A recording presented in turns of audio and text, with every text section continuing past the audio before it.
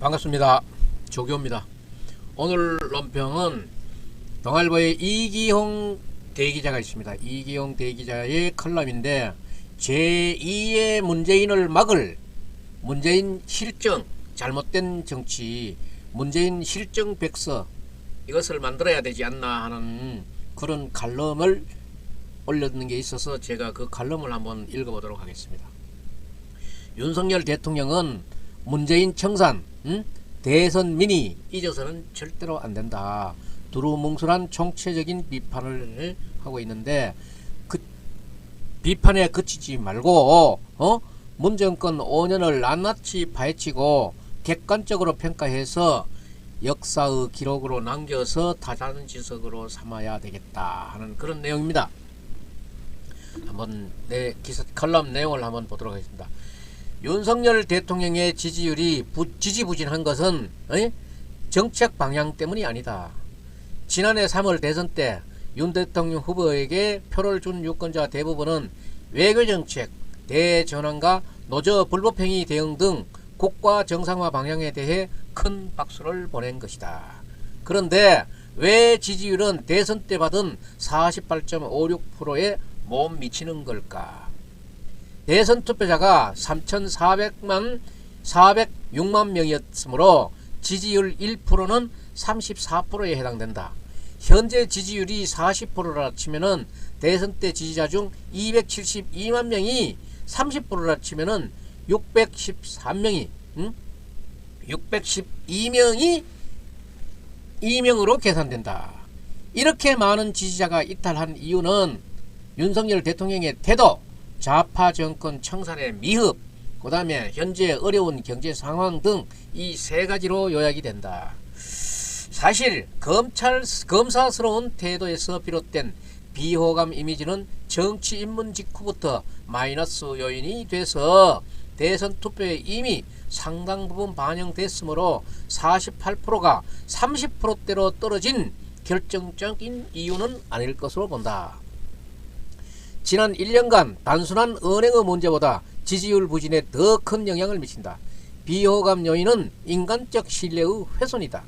공명정대, 당당함, 진짜 사나이라는 검찰 재직 시절 인간 윤석열의 이미지가 골대, 축구 골대 말이에요. 골대를 마음대로 옮기는 국민의힘 전당대회, 나경원 의원 적극적으로 말이지 출마를 막았다는 그런 얘기인 것 같습니다. 그리고 특별감찰관 일명 회피, 이 문재인은 5년 내 특별감찰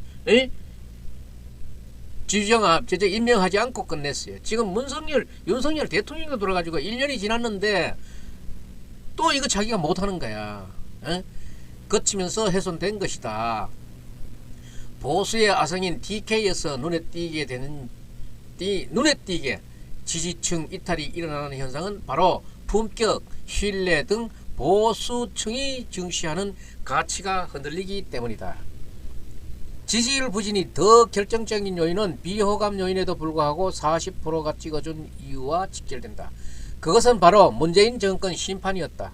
문재인 류의 세력이 계속 정권을 잡으면 나라가 나락으로 떨어질 수 있다는 우려에서 독립운동하는 심정으로 다시는 5년짜리 정권이 자유민주주의와 시장경제라는 나라의 근간을 흔들지 못하도록 해야 한다는 마음으로 윤석열 후보를 찍은 사람이 많다. 윤 정권은 좌파 정권 청산이라는 소명을 갖고 태어난 것인데 이걸 안 하고 있는 거야. 그런데 1년이 넘었는데 청산은커녕 문 전 대통령은 진영의 상황 행세를 하고 있고 국민 대다수의 사법부에 단죄받은 파렴치한 인사들이 팬덤을 몰고 다니며 부활을 꿈꾸고 있다 이거야. 문 전 대통령이 5년간의 성취 같은 뻔뻔한 발언을 섬지 않고 하는 것은 문 정권 5년에 대해서 구체적이고 객관적으로 시시비비를 가리고 평가한 결과가 없기 때문에 이 사람들이 지금 자기네 했는 일이 모두 잘된 것이라고 평가를 하고 있는 거예요. 여기에 대해서도 윤 정부가 책임이 있다 이 말이야. 윤석열 대통령은 9.1 국무회의에서 건물과 제도를 무너뜨리는 데는 시간이 걸리지 않는다. 순간이라는 거예요. 이라며 전임 정권을 비판은 말로 비판을 했는데 행동이 따르지 않는 거야. 100번 해도 옳은 말이지만은 두리뭉실하고 총론적인 비판에 그쳐서는 안 된다. 예를 들어 소득주도 성장은 누가 어떻게 입안해서 실정했는지, 경제적 평등도 국가 경쟁력에 어떤 영향을 미쳤는지 객관적인 지표로 평가를 해야 된다. 최저임금 급속 인상 결정 과정에서 누가 입김을 넣었는지, 자영업자들은 어떤 변화를 겪었는지, 최저임금 수혜자들은 일자리 결과들은 어떻게 변화를 해왔는지 이것들을 세세히 밝혀야 한다. 외교 안보 분야는 더더구나 진실규명이 절실하다. 정의용 국가안보실장 재직 시인 2018년 3월 평양에 다녀온 뒤 김정은이 핵포기 의사를 밝혔다고 했는데, 그가 들은 말이 정확히 무엇인지 윤석열 정권은 인계받았나? 핵포기 의사 있었던 그 인수인계 받았냐 이 말이야. 필자는 특파원 시절 한미 FTA 협정 과정을 취재한 바 있다. 양측은 자국 입법 권력의 요구 시 어디까지 협상 내용을 공개할 것인가를 놓고 밀고 당기기를 계속했다. 한국은 진행 중인 사안은 대부분 비밀을 유지하지만 미국은 전화기록, 쪽지, 노트 기록까지 다 의회에 보고하도록 되어 있다. 정의용의 북한 내 일거수일투족은 개인적 여행이 아니었다. 정확히 인수인계해 주지 않았다면 범죄 은닉이나 다름없는 것이다. 문재인 전 대통령이 2018년 4월 판문점에서 김정은에게 넘겨줬다는 USB에는 무엇이 담겨있는지 윤석열 정권은 보고받았나? 중국 외교부는 한국이 산불 이란을 약속했다고 주장하는데, 한국의 후임 정부는 누가 어떤 형태로 약속을 해준 것인지 모르는 상태라면 어떻게 중국이 정책을 펴나? 이렇게 국가 운영에 관련된 사안들의 진실이 묻힌 채로 넘어간다면 국가 운명의 기본 상식이 무너지는 것이다. 5년간 정부 부처는 물론이고 산하기관, 조합 등에서 얼마나 많은 좌파 인사들이 국민 세금을 누렸는지, 문화계, 학계, 좌파 인사와 단체의 지원금이 어떻게 지급돼 좌파 생태계를 강화시켰는지, 이른바 공명 언론들에서 어떤 완장질을 행했는지 그 현상을 밝혀졌나? 현재 경제난도 전임 정부와 분리해서 따질 수 없다. 대외 정책 전환에 비해 경제 사회 정책은 정책 수단이 제한되어 있다.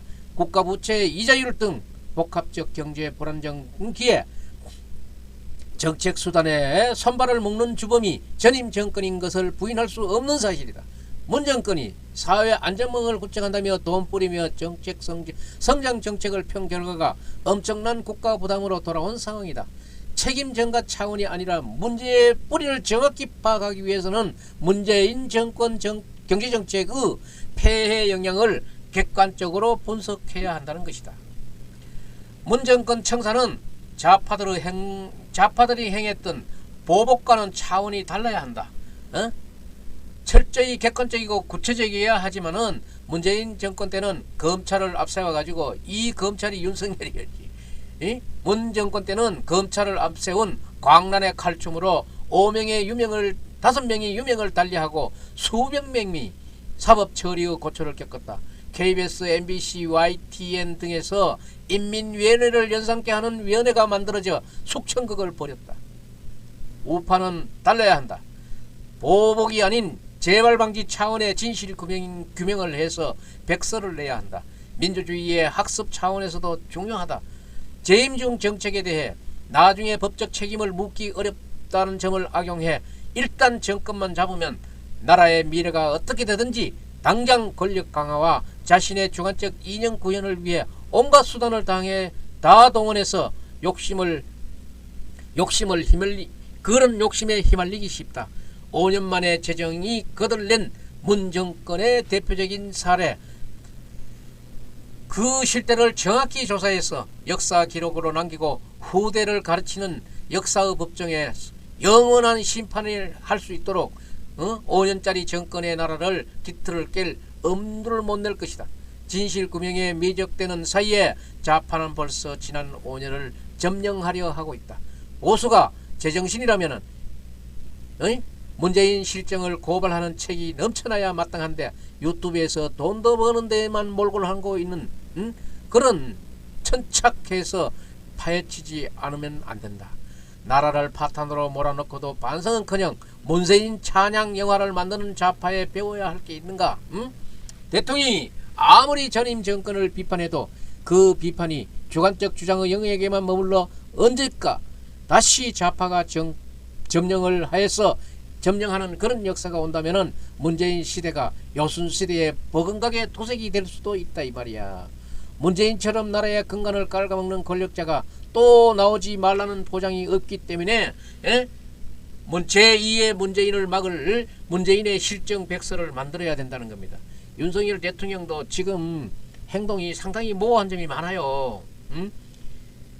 지금 2020년 4월 15일 국회의원 선거 부정선거 의혹의 재판이 대법원에 100여 건이 넘게 지금 소송이 기록되어 있는데 선거로부터 6개월 이내에 재판해야 되는 재판이 몇 년을 지금 저기에서 잠자고 있어도 윤석열 대통령이나 한동훈 법무부 장관이나 왜 이 점을 왜 지금 몰라서 그렇습니까?